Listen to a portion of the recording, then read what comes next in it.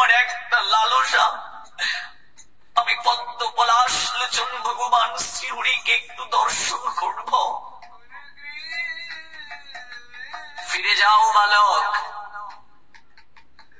বহুকাল ধরে এই শ্রীমন্দিরে নিয়ম আসছে, প্রচন্ড তুষার পড়তে শুরু করছে, 6 মাস মন্দিরের দরজা বন্ধ থাকে, আর এই 6 মাসের জন্য ঘৃত দ্বারা প্রদীপ জ্বালিয়ে দিয়ে যাওয়া হয়। 6 মাস এই প্রদীপ জ্বলবে, এটাকে অখণ্ড প্রদীপ বলে। অক্ষয় তৃতীয়ার দিনে মন্দিরের দ্বার যখন উন্মোচন করা হয়, তখন দেখতে পাওয়া যায় সে অখণ্ড প্রদীপ জ্বলছে। 6 মাসের জন্য পর্যাপ্ত ঘৃত দিয়ে যাওয়া হয়, মন্দিরে দীপ জ্বালিয়ে দিয়ে যাওয়া হয়। 6 মাস পর দরজা আবার খোলা হয়, কারণ প্রচন্ড ঠান্ডা হিমালয়ের, এখানে যদি কেউ থাকে সে বরফে আচ্ছাদিত হয়ে যাবে। ফিরে যাও বালক, তোমার শ্রী নারায়ণ হরিকে দর্শন সম্ভব নয় এখন। আমি মন্দিরের রীতি পরম্পরাকে ভঙ্গ করতে পারবো না। 6 মাস পর তুমি আবার এসো, দর্শন করতে পারবে।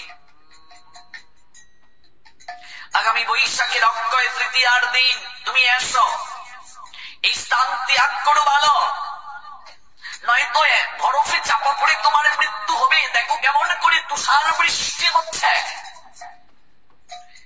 দিশাহারা নিরুপায় সুন্দর নাথ পূজারী ঠাকুর, আমার যে যাওয়ার সামর্থ্য নেই, আমার যে চরণ দুটি চলছে না,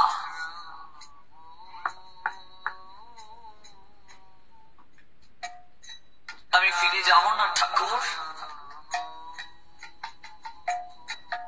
আমি প্রাঙ্গণেই থাকবো পরে। অবাধ্য হইও না বালক, ফিরে যাও তুমি। আমি যাই, প্রচন্ড ঠান্ডা পড়ছে। 6 মাস পর আবার দরজা খোলা হবে।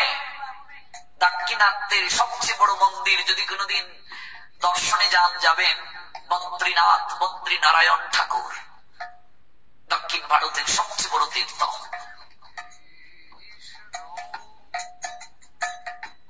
পুরোহিত রাওয়ালজি চাবিটা হাতে নিয়ে ধীরে ধীরে উপর থেকে নিচে নামতে শুরু করলেন। কনকনে ঠান্ডা, বরফ পড়ছে। আঙ্গিনায় আছাড় খেয়ে পড়ল সুন্দর নাথ। চলার শক্তি নেই।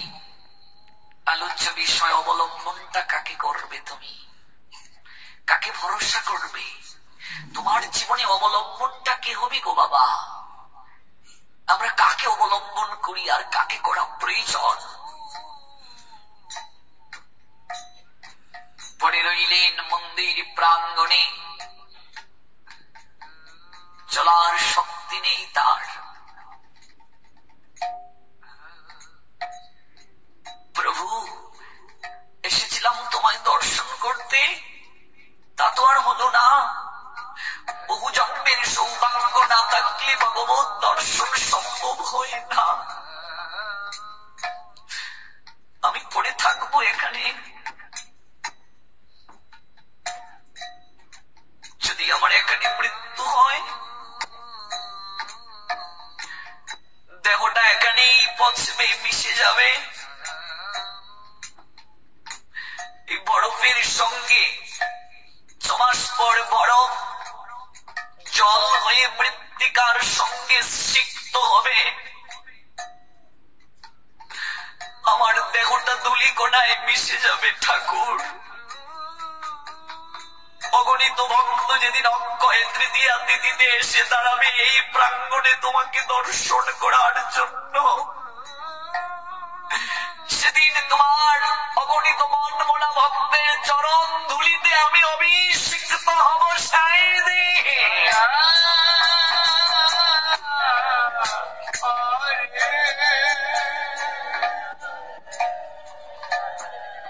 আমি যাব না, যাব না, যাব না, আমি এখানেই পড়ে থাকবো।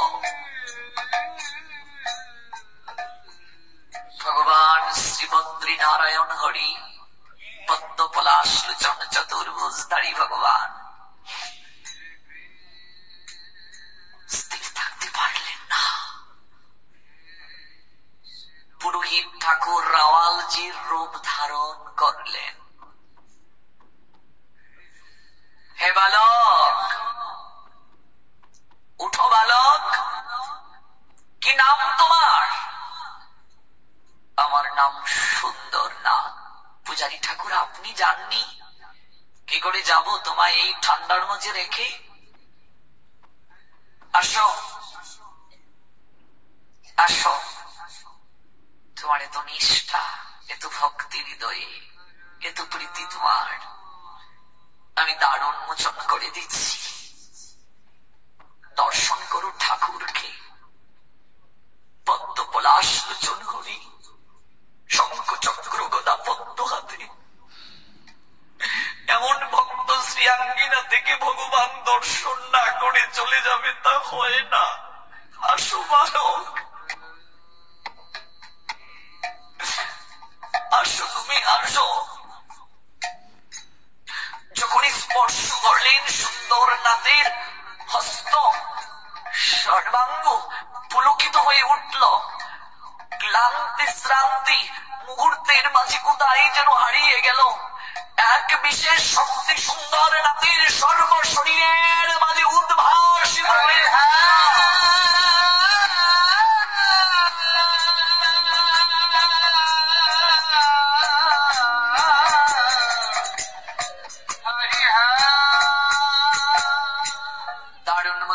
করে দিলেন অপূর্ব শ্রী যুগল রূপ বিগ্রহ, যুগল চরণ। শ্রীহরি শঙ্খ চক্র গদা পদ্মধারী দাঁড়িয়ে আছেন শ্রী নারায়ণ, বদ্রী নারায়ণ দাঁড়িয়ে আছেন তিনি। স্বয়ং ভগবান নিজে পূজারীর রূপ ধারণ করে আজ ভগবানকে দর্শন করাচ্ছেন। বাবা, আপনার আমার সংকল্পটা কি? ভগবান দর্শনের জন্য দুটো জিনিস দরকার গো। এক হচ্ছে আকুলতা আর এক হচ্ছে বেকুলতা। আমি একদিন আমার গুরু মহারাজকে জিজ্ঞেস করেছিলাম, গুরু মহারাজ, আমরা যে জপমালায় হরিনাম করি, একের পর এক গুটি টানছি, কত নাম করলে কৃষ্ণ দর্শন হয়? কত মালা হরিনাম করলে কৃষ্ণ কৃপা প্রাপ্তি সম্ভব, কৃষ্ণ দর্শন হয়? গুরু মহারাজ বললেন,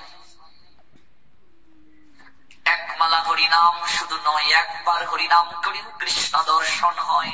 আর কোটি কোটি গুটি টানলেও, কোটিবার নাম নিলেও কৃষ্ণ দর্শন হয় না। তাৎপর্য কি গুরু মহারাজ? গুরু মহারাজ বললেন, হৃদয় প্রয়োজন আকুলতা আর বেকুলতা। আকুলতা কি? আমার প্রাপ্তি হলো না গো, সবার সব প্রাপ্তি হলো, আমার হলো না। সবার প্রেম লাভ হলো, আমার হলো না। এই যে আকুলতা, হরিকথা শুনলে হবে না, অনুভব যার হৃদয়ে নাই তার কোনদিন পরিবর্তন হবে না। হরিকথায় যার অনুভব নাই তার কোনদিন হৃদয়ে পরিবর্তন হবে না। অশ্রদ্ধা থানা পুরুষা ধর্ম শস্য পরম তপ অপ্রাপ্য মাম নিবর্তন্তে মৃত্যু সংসার বর্তনী। শোনায় অর্জুন, যার ধর্ম প্রতিপালনে শ্রদ্ধা নাই, অনুভব নাই, অনুরাগ নাই, অপ্রাপ্য মাম, আমাকে সে প্রাপ্ত হবে না। আমাকে প্রাপ্ত না হলে তার গতি হবে কি জানো? নিবর্তন্তে মৃত্যু সংসার বর্তনী। বারবার তাকে জন্ম মৃত্যুর চক্রবুহে ঘুরতে হবে, ফিরে আসতে হবে। গুরু মহারাজ বলেন, আকুলতা, আকুলতাটা আসে কিভাবে? আকুলতা তাৎপর্য কি? কিভাবে আকুল হবে? অবুঝ বাচ্চা যেমন করে তার মাকে ডাকে। সন্তান বলছে, বাচ্চা বলছে তার মাকে, মা, ও মা, আমি কোলে উঠবো। মা খেলনা হাতে দড়িয়ে বলছে, বাবা একটু খেলা কর, হাতের কাজটা সেরে আমি তোকে কোলে নেব। আবার ডাকছে বাচ্চা, ও মা, মা আমি কুলে উঠবো। এই বললাম না খেলা করতে, হাতের কাজটা সেরে তারপর কুলে নেবো, খেল না বাবা। বাচ্চা কান্না শুরু করে দিল, ও মা আমি কুলে উঠবো মা। তখন মা তুমি কি করো? হাতের কাজটা ফেলে দৌড়ে আসো, আয় আয় আয় বাবা, আয় আয় আমার কোলে, আয় বাবা আয় আয়, আমি কাজ পরে করবো, আয় কুলে আয়, কান্না করিস না, আয় আমার কোলে আয়। এমন করে যদি কেউ কৃষ্ণ নামে অবুঝ বাচ্চার নিয়ে নয়নের জলে ডাকতে পারে আর কাঁদতে পারে, কৃষ্ণ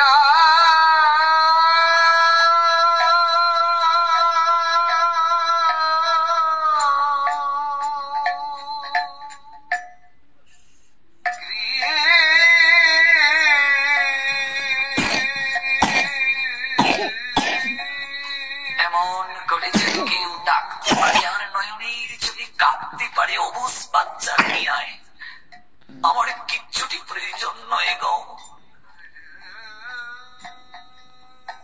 হে প্রাণনা, ন ধনম ন জন,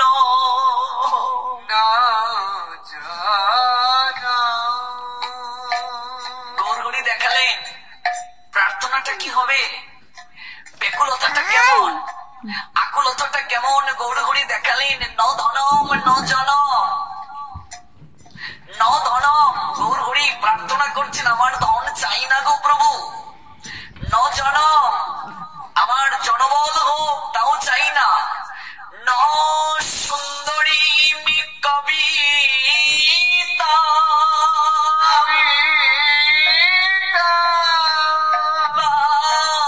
জগদীশ কাময়ে মম জন্মনি জন্মনি সরে ভবদাতি ভক্তির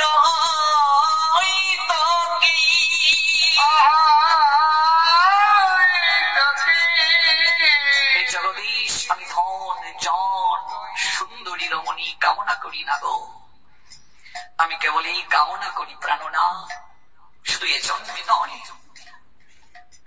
জন্মে জন্মে যেন তোমার চরণে আমার অহৈতুকী প্রীতি আসে, জন্মে জন্মে যেন তোমার অহৈতুকী চরণে আমার প্রণতি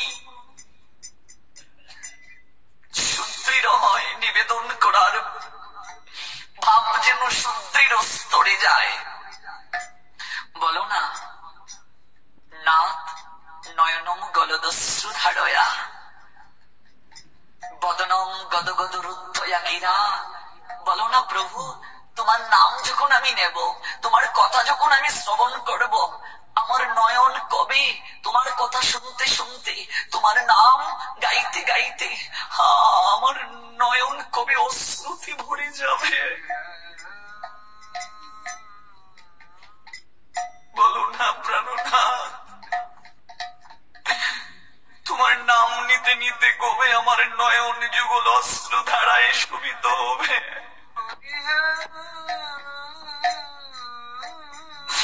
বাক্য গ্রহণের সময়, বাক্য নিঃসরণেরও সময় কবে আমার বদন গদগদ স্বরে নির্গত হবে প্রাণনা, আমার সমস্ত শরীর পুলকিত হয়ে উঠবে, আমার সমগ্র সত্তা কবে কেবল তোমার নাম ব্যতীত আর কিচ্ছু কল্পনা করতে পারবে না।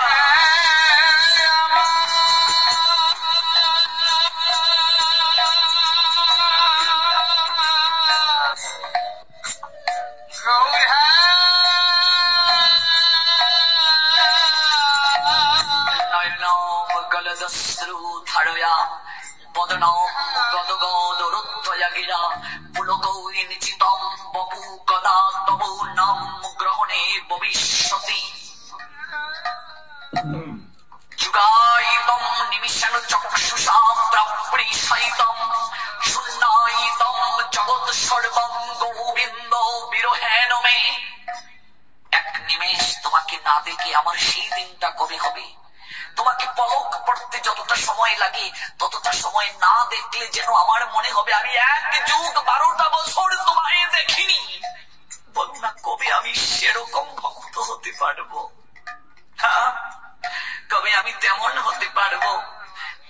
হে গোবিন্দ, তোমার অদর্শনে আমার নিমেষ সমূহ যুগ বুধ বুধ হচ্ছে, চক্ষুদয় মেঘের মতো অশ্রু বর্ষণ করছে, আমার সমস্ত জগৎ শূন্য প্রায় বুধ হচ্ছে। আমার মনে হচ্ছে এই জগতে তুমি ব্যতীত আমার আর কেউ অপরার নেই গোবিন্দ। এরই নাম সমর্পণ, এরই নাম আকাঙ্ক্ষা, এরই নাম আকুলতা, এরই নাম বেকুলতা। এই আকুলতা যেদিন না আসবে, লক্ষ কোটি টেনেও লাভ হবে না। অবুঝ বাচ্চার নিয়ায়, যেমন মায়ের কুল ব্যতীত বাচ্চা কিছু চায় না। খেলনা দিয়েছে যদি ভুলে যেত, মায়ের কুল পাওয়া হতো না। হরি বল।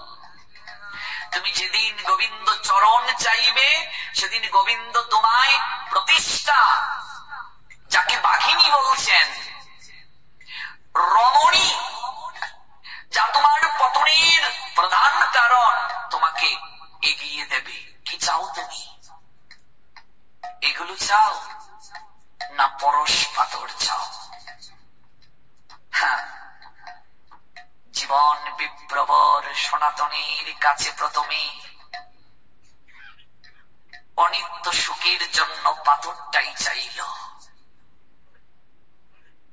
কিন্তু যেদিন উপলব্ধি করতে পারলো এই পরশ পাথর থেকেও বড় পরশ পাথর আছে, এই পরশ পাথর ধাতুকে রূপ পরিবর্তন করতে পারে, আর কৃষ্ণ প্রেম পরশ পাথরের এত শক্তি, এক অভক্ত অবৈষ্ণব পাপী দুরাচারীও যদি তার সংস্পর্শে হয়, সঙ্গে সঙ্গে তার হৃদয়ে প্রেম লাভ হয়ে যায়। আমি সেই পরশ পাথর চাই, আমি আর কিছু চাই না। কামিনী কাঞ্চন প্রতিষ্ঠা দিয়ে ভগবান পরীক্ষা করবেন, কি চাও তুমি? আমাকে না এগুলো। মহাপ্রভু জানালেন, আমি কিছুই চাই না। আপনি আচরে প্রভু জীবের শেখায়, আপনি না আচরিলে জীবকে শেখানো না যায়। সুন্দর নাথের একটাই আকাঙ্ক্ষা, আমি মরব, আমি দর্শন না করে যাব না। যার কারণে আজ ভগবান পদ্ম পলাশ লোচন হরি রাওয়ালজি প্রধান পুরোহিতের রূপ ধারণ করে তাকে হস্ত ধরে নিয়ে গেলেন গর্ভ মন্দিরে। আসো বালক, আসো, দেখো অপূর্ব বদন, দেখো দেখো দেখো যুগল চরণ, দেখো চতুর হাতে শঙ্খ চক্র গদা পদ্মধারী, দাঁড়িয়ে আছেন অনন্তকাল ধরে কৃপা করার জন্য। বালক, তুমি ক্ষুধায় কাতর না, তুমি শীতার্ত, খুব কষ্ট হচ্ছে না, তুমি পালঙ্কে একটু শয়ন করো। পূজারী ঠাকুর, এটা তো বদ্রী নারায়ণের শয়ন কক্ষ, অতিথি নারায়ণী হয়। আমি বলছি তুমি শয়ন করো। সুন্দরনাথ বুঝতেও পারছেন না, স্বয়ং ভগবান আজ তাকে তারই পালঙ্কে শয়ন করিয়ে দিচ্ছেন। তুমি একটু শয়ন করো। এই শীতের কম্বলটা আমি তোমার গায়ে জড়িয়ে দিচ্ছি, আমি তোমার জন্য প্রসাদ নিয়ে আসি। রাজভোগের থালাটায় করে স্বয়ং ভগবান রাওয়ালজির রূপধারী প্রসাদ এনে দিলেন।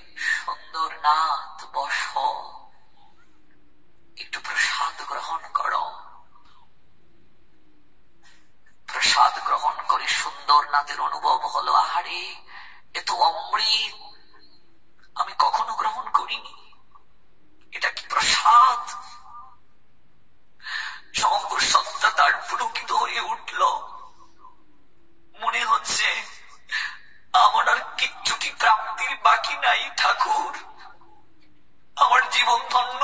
গেছে, আমার সকল প্রাপ্তি হয়ে গেছে। এবার যদি আমার অনন্তকালের বিদায় হয়, মহাপ্রস্থান হয় জগতে, আমার আর কিছুই চাওয়ার বাকি নাই। হরি হরি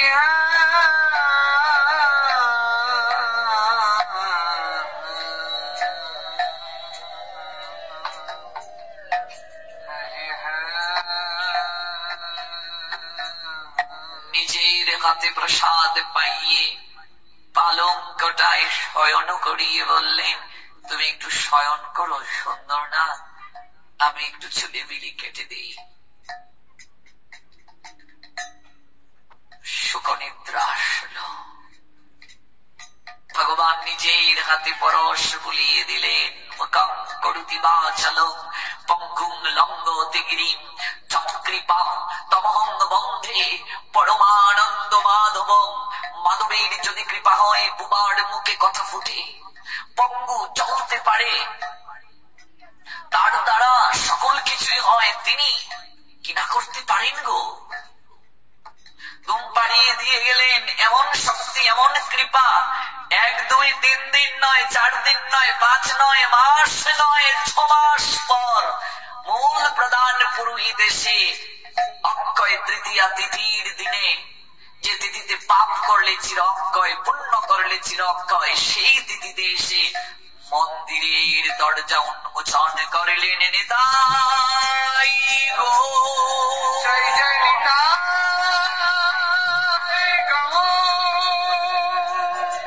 সীতানাথে প্রীতি প্রেমানন্দে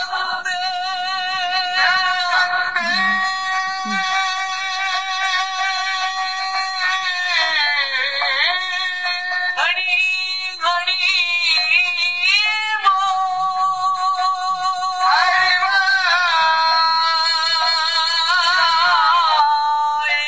জয় শ্রী রাধে।